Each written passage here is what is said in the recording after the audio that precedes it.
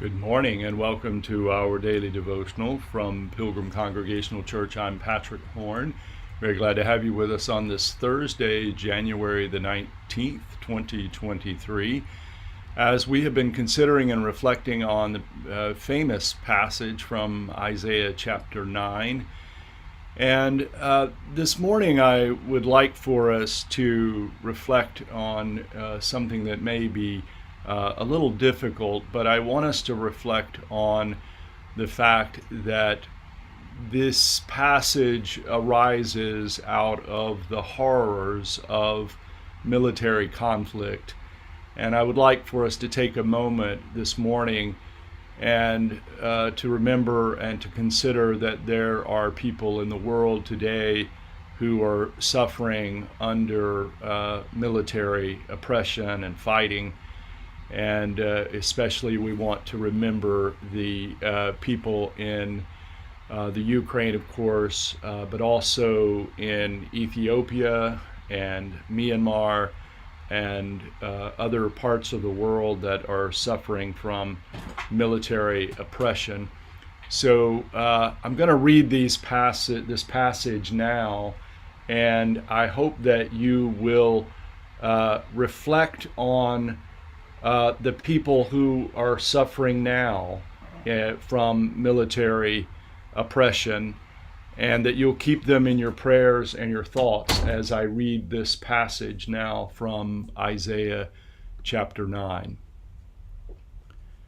But there will be no gloom for those who were in anguish.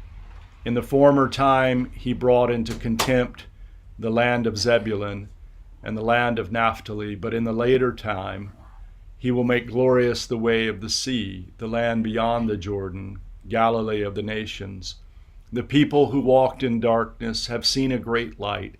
Those who lived in a land of deep darkness, on them light has shined. You have multiplied the nation, you have increased its joy. They rejoice before you as with joy at the harvest, as people exult when dividing plunder.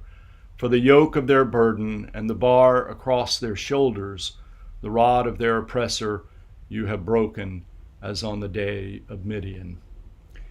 Thank you for taking a few moments to reflect on and pray for those who are suffering under military conflict, even as we speak in the Ukraine, Ethiopia, Myanmar, and many other parts of the world.